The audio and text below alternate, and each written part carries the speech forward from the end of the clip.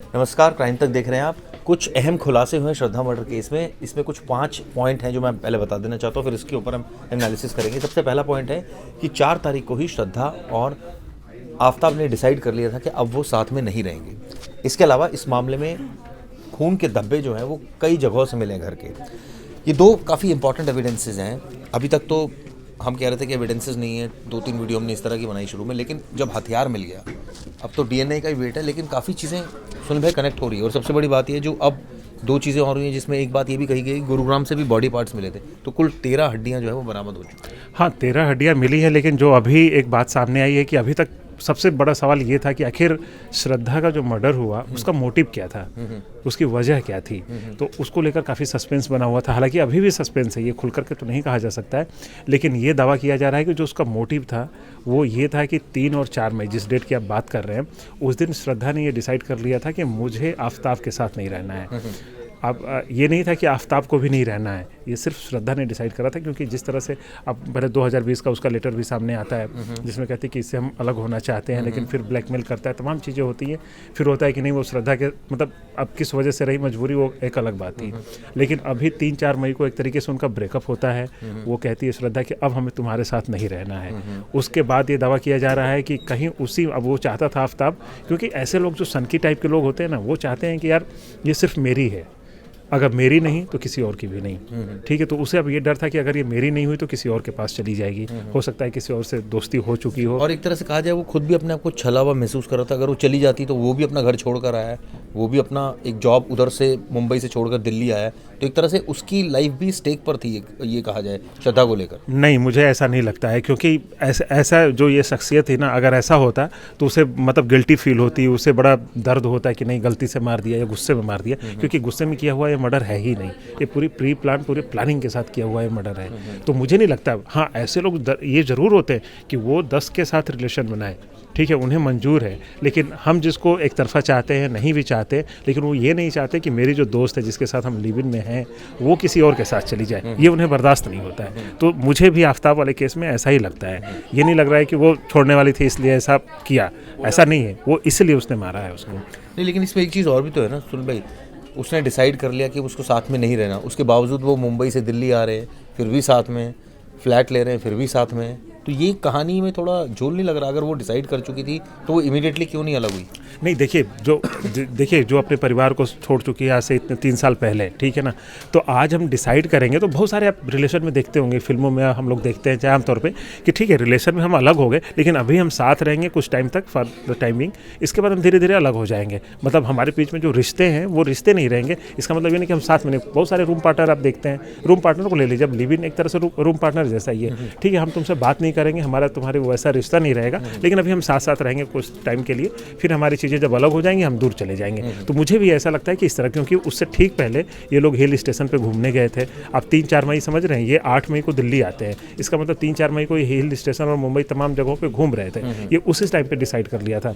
और एक चीज़ आपको बताऊं कि एक चीज़ जो मुझे समझ में आ रहा है कि 18 मई को एक श्रद्धा ने एक व्हाट्सअप चैट किए थे, अरे व्हाट्सअप चैट कह रहा हूँ, इंस्टाग्राम पे अपने किसी फ्रेंड से उसने लिखा था कि I have got a news.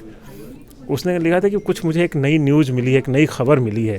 तो अब वो न्यूज़ पता नहीं क्यों मुझे ऐसा लग रहा है कि इससे अलग होने के बाद वो लगता था कि अब उसको ज़्यादा खुशी मिली हो, ज़्यादा चीज़ें मिली हो, उसे लगता हो कि अब हम थोड़ा सा रिलैक्स फील कर रहे हैं। तो हो सकता है कि वो इसी चीज़ से रिलेटेड हो, क्योंकि वो अभी तक रिवील नहीं हुआ कि आखिर वो हुआ क्या था। और हो सकता है कि उसी बात से ही और ज़्यादा खफा हो गया कि ये तो खुश है, इसको तो कोई फ़र्क नहीं पड़ रहा है। एग्जैक्टली।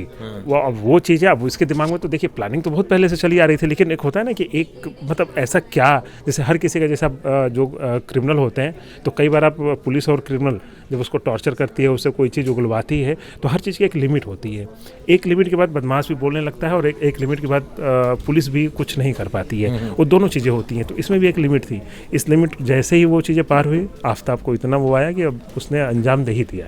तो ये चीज़ मुझे ऐसा लग रहा है। ठीक अपना एनालिसिस है। इसमें एक चीज़ और भी इम्पोर्टेंट आ रही है सामने कि कई जगह से खून के धब्बे का मिलना। अभी तक तो कह रहे थे हम बाथरूम में हो सकते हैं, लेकिन यहाँ तो किचन की बात भी आ रही है, बेडरूम की बात भी आ रही है। मतलब ऐसा कोई रूम ही नहीं है जहाँ खून के धब्बे नहीं है। हाँ एग्जैक्टली, जबकि क्योंकि इतने सारे पार्ट्स करके हो सकता है उसने अलग अलग जगह पे रखे हों। और अभी जो रिपोर्ट आ रही है, आपको याद होगा कि 18 अक्टूबर की आप गए भी थे स्पॉट पे, तो जिस दिन आप गए थे पूरा कवर कर, उसी दिन एक सीसीटीवी फुटेज आया था। वो 18 अक्टूबर का वो सीसीटीवी फुटेज था जिसमें वो मतलब एकदम अर्ली मॉर्निंग 4 बजे एक पीठ पे वही बैग और एक पैकेट लेके, एक बॉक्स लेके वो जा रहा था, आफताब, ठीक है। और अभी जा करके अभी दिल्ली पुलिस की अभी जो इन्वेस्टिगेशन अभी फिर से ये पता चला है कि वो अक्टूबर महीने तक उसकी डेड बॉडी को अपने घर में रखा था, कुछ पार्ट्स को, ठीक है। तो यानी कि वो जो सीसीटीवी फुटेज आया था उस दौरान, वो तब की बात है, उससे ठीक पहले मुंबई पुलिस जब सितंबर में मिसिंग की रिपोर्ट श्रद्धा के फादर कराते हैं मुंबई में, तो मुंबई पुलिस ने इसे पूछताछ के लिए बुलाया था। तो यानी कि जब गया था ये मुंबई, उस समय तक उसके पास कुछ पार्ट्स थे। और इसका मतलब इसमें एक और लैप्स है मुंबई पुलिस का। अगर मुंबई पुलिस उसका घर सर्च कर लेती, जैसे कई बार हमने आरुषि में भी देखा ना कि पहले दिन हेमराज नहीं मिलता है, अगले दिन हेमराज की बॉडी, तो कहीं ना कहीं अगर मान लीजिए बहुत सीरियस लेती, जाकर घर सर्च करती या इन्वेस्टिगेशन प्रॉपरली करती, तो नेचुरली घर तक तो आती ना पुलिस। देखिए, मैं आपको एक बहुत बड़ी बात कहने जा रहा हूँ कि पूरे देश में, पूरे इंडिया में निठारी कांड होता है, उसमें भी मिसिंग बच्चे जाते हैं, लड़कियाँ जाती हैं, लड़के जाते हैं, मिसिंग होते हैं। मिसिंग केस को हमारे देश में कोई भी पुलिस कभी सीरियस नहीं लेती है। पुलिस के लिए हमेशा सीरियस केस कौन से होते हैं? या तो बहुत हाई प्रोफाइल हो, पहले से पता हो कि बहुत ज़्यादा हाई प्रोफाइल है, किसी बहुत बड़े अधिकारी का कोई कुत्ता भी मिसिंग हो जाता है तो आप देखते हैं पुलिस सबके पीछे लग जाती है। लेकिन यहाँ पे इंसान मिसिंग हो जाता है, कभी सीरियसली लिया ही नहीं जाता है। इसीलिए ये केस भी वैसा ही है, हर किसी को लगता है, क्योंकि आमतौर पे मान लें कि 10 में से 8 केसेस कई बार ऐसा होता है कि मिसिंग केसेस वो वापस लौट आते हैं, या फिर लड़का किसी लड़की के साथ चला जाता है, लड़की किसी लड़के के साथ, तमाम ऐसी चीज़ें होती हैं। तो मैं कहता हूँ कि हाँ, हो सकता है कि 10 में 9 में ऐसा हो, लेकिन एक केस अगर सीरियस है तो उसे आपको सीरियस लेना चाहिए। तो कुल मिलाकर के ये है कि ऐसे केस को सीरियस कभी लिया ही नहीं जाता है किसी की वजह से। लेकिन अगर पुलिस की भी अपनी बात करें कि भाई उनके पास एक कंप्लेंट आती है उनके फादर की तरफ से, लड़की मिसिंग है, या जिस XYZ की तरफ से, ऑब्वियसली जांच तो उन्होंने की और आफ्ताब को बुलाया, उसने कहा जी वो तो जा चुकी है बहुत पहले ही, और तमाम बातें बोली। तो कहने का मतलब है या तो मुंबई पुलिस गई या उसको बुलाया गया। मुंबई पुलिस, जहाँ तक मेरा समझ कहती है कि कंप्लेंट, मेयरली कंप्लेंट पर हो सकता है फ़ोन पर ही बात हुई हो, वहाँ गई तो नहीं होगी इन पर्सन। नहीं, मुझे भी नहीं लगता, क्योंकि इसको खुद बुलाया जाए। देखिए, ऐसे केसेस में आमतौर पे पुलिस इतना बड़ा लंबा स्टेप नहीं उठाती कि वो मुंबई से दिल्ली आ जाए या दिल्ली से कोई मुंबई चला जाए। आमतौर पे यही होता है कि अच्छा तुम, हमें शक है कि तुमने उसके साथ कुछ गलत किया है, तुम आके जवाब दो कि तुमने ये नहीं किया है। तो उसे बुलाएगा, बाकायदा वो जाता है मुंबई में जा करके बाकायदा 2 दिन रहता है। 2 दिन पुलिस को 2-3 पन्नों का स्टेटमेंट देता है, उसमें यही चीज़ें बताता है कि हाँ, हमारे उसके बीच में एक तरह से ब्रेकअप हो गया था, वो मुझे छोड़ करके खुद ही चली गई। तो उस पर उन्होंने भरोसा कर लिया। लेकिन वो जिस तरीके की बातें कर रहा था, उनको थोड़ा सा डाउट हुआ कि पता नहीं क्यों मुझे ऐसा लग रहा है, पुलिस का, जो मुंबई पुलिस थी, कि मुझे ऐसा लग रहा है कि कुछ गड़बड़ भी हो सकता है। इसलिए उन्होंने दिल्ली पुलिस को सूचना दी, फिर उस पर दिल्ली पुलिस इन्वेस्टिगेशन करती है। तो ये सारी चीज़ें खुल के आती हैं। तो इसमें पुलिस का लैप्स काइंड ऑफ मान सकते हैं, या ये कह सकते हैं कि ठीक है, इस तरह के केसेस में इसी तरह की पुलिसिंग ज़्यादातर एक्सपेक्ट किया था, क्योंकि ज़्यादातर जो भागते हैं या मिसिंग होते हैं वो अगर मेजर हो तो पुलिस को यही लगता है कि हो सकता है वापस आ जाए, अपनी मर्जी से गए। एग्जैक्टली यही है चिराग भाई, क्योंकि जितने भी केसेज हैं वो उस तरह की चीज़ें होती हैं।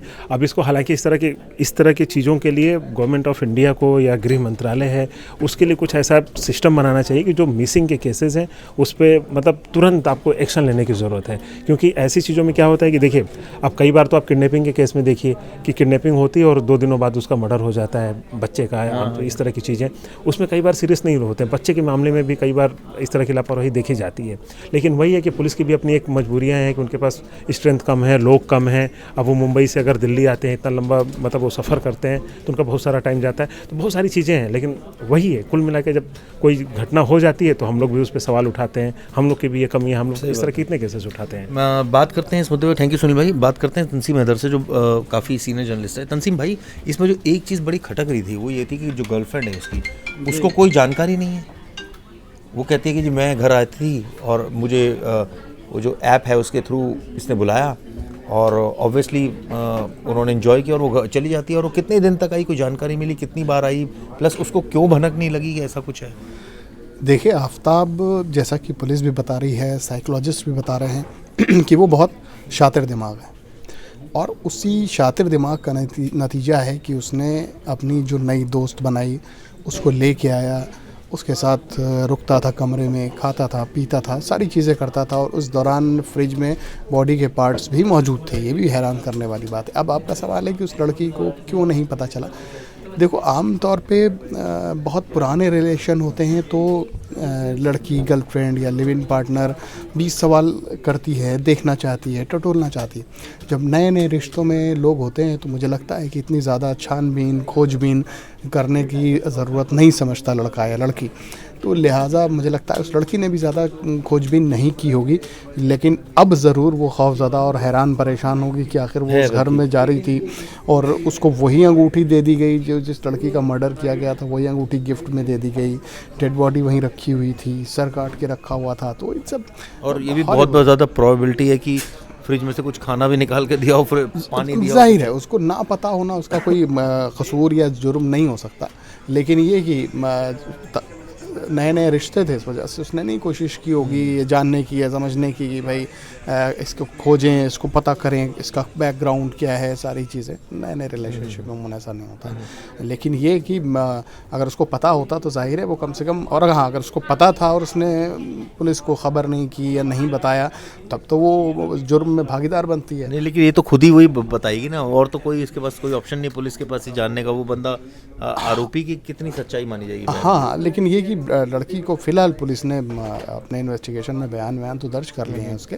लेकिन किसी तरह का उसे जुर्म में भागीदार फ़िलहाल के तरीके से नहीं माना है। इसमें बद्री का भी एक रोल आया था सामने, जिसमें बद्री कितना आपको लगता है, हालांकि पुलिस ने आज भी बोला क्लीन चिट दी है उसको भी। देखिए मुझे ऐसा लगता है कि इस पूरे के पूरे जुर्म में अकेला और अकेला कॉन्स्पिरेटर, डिस्ट्रॉय ऑफ एविडेंस करने वाला, कॉन्स्पिरेसी रचने वाला, उसको अंजाम देने वाला, कत्ल करने वाला, सबूत मिटाने वाला, वो अकेला और अकेला सिर्फ आफ्ताब है।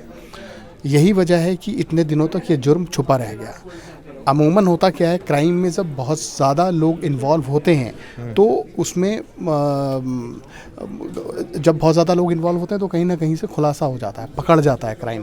तो इस मामले में अगर लोग होते तो पकड़ जाते हैं। अमूमन क्राइम की जो मेंटेलिटी होती है क्रिमिनल की होती है कि अकेले जुर्म करो तो जल्दी नहीं पकड़े जाओगे, क्योंकि जुर्म करने वाले भी आप हैं, राजदार भी आप हैं, राज आपको छुपाना है। तो यही आफ्ताब ने किया। इसमें उसका मुझे नहीं लगता बद्री का कुछ आता है, और अगर होता तो पहले ये केस वर्कआउट हो गया होता। तो अब ये कहा जाए एविडेंसेस तो अब स्ट्रॉन्ग है, क्योंकि कत्ल में ऑफ कोर्स एविडेंस देखिए बहुत ही स्ट्रॉन्ग है इसमें। This is the case which is depend on scientific and forensic investigation as well. इसमें इस पूरे केस में बहुत ही सॉलिड फॉरेंसिक इन्वेस्टिगेशन है। आप उसको समझिए, आप इसमें सारी चीज़ें सबूत एक दूसरे से पुलिस इतनी बेहतरीन जोड़ेगी। और नहीं तो कहने का मतलब है अपने आप में एक नज़ीर साबित होगा दिल्ली पुलिस के लिए, क्योंकि इस तरह के केसेस हैदर भाई आपने देखे हैं कि सीबीआई को जाते हैं। देखिए मैं बता दूं चिराग, आपको निर्भया का केस याद होगा। निर्भया के केस में जो 70% इन्वेस्टिगेशन था वो scientific investigation, scientific based, forensic based investigation था। और उसमें भी ब्लड के जो सैंपल्स लिए गए थे बस के अंदर से, उसके डीएनए मिलान किया गया, सीमेंस के मिलान किए गए, और उन सारी चीज़ उसके हेयर्स के डीएनए लिए गए। वो सारी चीज़ें कनेक्टिंग चेन बनाई थी बहुत बड़ी दिल्ली पुलिस ने, और दिल्ली पुलिस का वो एक बेहतरीन इन्वेस्टिगेशन था, नो डाउट। तो इस इन्वेस्टिगेशन में भी दिल्ली पुलिस की कोशिश यही है, जो कि नए उम्र के इसमें आईपीएस ऑफिसर्स, इन्वेस्टिगेशन ऑफिसर्स बहुत सारे जुड़े हुए हैं, और उनकी पूरी कोशिश ये है कि इस केस को इतनी मजबूती के साथ फॉरेंसिक्स और साइंटिफिक इन्वेस्टिगेशन पे खड़ा किया जाए कि कोर्ट में आफ्ताब को निकलने का रास्ता ना मिले। और एक तरह से कहा जाए ये अपने आप में लोकल पुलिस के लिए भी बड़ी बात है, क्योंकि इस तरह के केसेस यूजुअली हैदर भाई हमने देखा है कि सीबीआई को जाते हैं, क्योंकि इसमें बहुत यही वजह थी कि आप देखिए कि एफएसएल से जांच न करा के सीएफएसएल से कराई, और बहुत सारे ऐसी चीज़ें जो ये बताती हैं कि काफ़ी प्रोफेशनलिज्म इसमें प्ले किया गया। देखिए दिल्ली की पुलिस एलीट पुलिस कही जाती है दिल्ली पुलिस। अच्छा, सबसे बड़ी चीज़ ये है कि सेंट्रल गवर्नमेंट के अंडर में है, सीबीआई भी सेंट्रल गवर्नमेंट की एजेंसी है, कोई स्टेट गवर्नमेंट की पुलिस तो है नहीं वो। तो उनका कोऑर्डिनेशन सीबीआई के साथ भी अच्छा है, एनआईए के साथ भी अच्छा होता है, सारी और एजेंसीज के आईबी के साथ अच्छा होता है। तो ऐसा नहीं है, इसी वजह से कोर्ट ने भी नहीं माना। मांग तो की गई थी कि सीबीआई इंक्वायरी की, तो दिल्ली पुलिस ने कोर्ट में जाके बोला कि हम इसमें बेहतरीन इन्वेस्टिगेशंस कर रहे हैं, हमने 80% इसमें इन्वेस्टिगेशन अपनी पूरी कर लिया है। ये आप एक हफ्ते पहले की बात मैं बता रहा हूँ। तो 80% अब तो 100% करीब पूरा हो गया होगा। नार्को एनालिसिस को छोड़ दें तो वही एक चीज़ रह गई है इस केस में। तो दिल्ली पुलिस ने अपनी पूरी चीज़, पोथी पंतरा सब तैयार कर लिया है, उसको एक दूसरे के साथ मिलाते हुए, और एक लंबी चौड़ी चार्जशीट पुलिस को पेश करनी है, और पुलिस बहुत जल्दी चार्जशीट भी करेगी, ऐसा दिल्ली पुलिस के अफसरों का कहना है। थैंक यू हैदर भाई। बात करते हैं प्रवेश पांडे से। प्रवेश, ये केस हमने सुनील भाई से भी जानने की कोशिश की, और आपसे भी हमने पूरी डिटेल में इसमें बात की। इसमें जो अब सबसे अहम जो चीज़ है, एविडेंसेस तो काफ़ी आ गए हैं इसमें, बिल्कुल साइकोलॉजी पर भी हम डिस्कस कर चुके हैं, बिल्कुल। तो अब इसमें जो खून के धब्बे मिले कई जगहों से, वो बहुत ज़्यादा चीज़ें इंडिकेट कर रही है, क्योंकि वो अभी तक था कि भाई आप, और एक चीज़ गुरुग्राम तक फेंके गए। यानी कि गुरुग्राम तक शरीर के बॉडी के पार्ट्स फेंके गए, अपने आप में एक अजीब चीज़ थी, क्योंकि अभी तक हाँ, हमने वो मेहरौली फेंकना की चाहता- ये देखिए ये देखने वाली बात है। वो फेंकना चाहता तो फेंक सकता था वहीं जहाँ ये बाकी के टुकड़े फेंक रहा था, क्योंकि जंगल छोटा नहीं है, बहुत बड़ा वहाँ जंगल क्यों है। ये ऐसा हो सकता है कि उसे किसी ने देख लिया हो, ये डर गया हो, या किसी दिन इसने पुलिसिंग देख ली हो, या कुछ ऐसा इसे डर हो गया हो कि अब वहाँ फेंकना सेफ़ नहीं है, वहाँ किसी ने मुझे देख लिया है, मेरी आइडेंटिटी रिवील हो सकती है इन फ्यूचर अगर मैं वापस गया तो। क्योंकि एक बार में आप किसी को रिकॉग्नाइज़ नहीं कर सकते, आप कम से कम उसे 2-3 बार नहीं देखोगे तब तक आपको पता नहीं चलेगा। नहीं तो हम रेगुलरली कितने लोगों से मिलते जुलते देखते हैं, लेकिन नहीं, कम से कम 2-3 बार। तो उसने ये सोचा होगा कि अब यहाँ शायद मैं पकड़ा सकता हूँ, या मुझे किसी ने देख लिया है तो मुझे लिए सेफ़ पड़ेगा अब मैं किसी और जगह फेंकूँ। तो ये 100% चांसेस हो सकता है कि खुद की पहचान आइडेंटिटी छुपाने के लिए वो अब दूसरी जगह फेंकना उसने शुरू किया। लेकिन इंपॉर्टेंट ये नहीं, फेंक तो दिया, अब ये था ना उसे कि मैं बच जाऊँगा, पकड़ाऊँगा नहीं, चीज़ें मेरी जो है इनके हाथ लगेगी नहीं।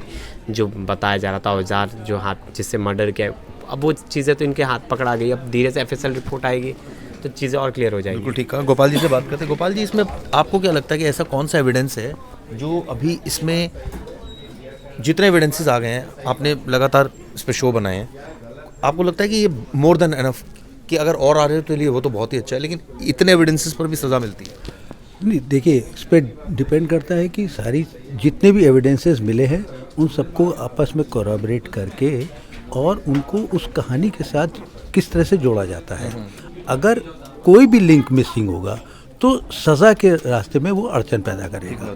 तो ऐसे में पुलिस का काम अब और ज़्यादा संजीदा हो गया है और पुलिस का काम और ज़्यादा टिपिकल हो गया है, क्योंकि उसको अपने साइंटिफिक, जैसा कि अभी तंसीम हैदर जी ने कहा कि साइंटिफिक एविडेंस पर बेस पूरा का केस जो है वो खड़ा हो रहा है, क्योंकि एग्जैक्टली कौन सा एविडेंस कहाँ रह गया है, कौन सा मिल गया है, उसको किस तरह से वो जो कहानी सामने आई है उस कहानी के साथ वो किस तरह से मैच कर रहा है।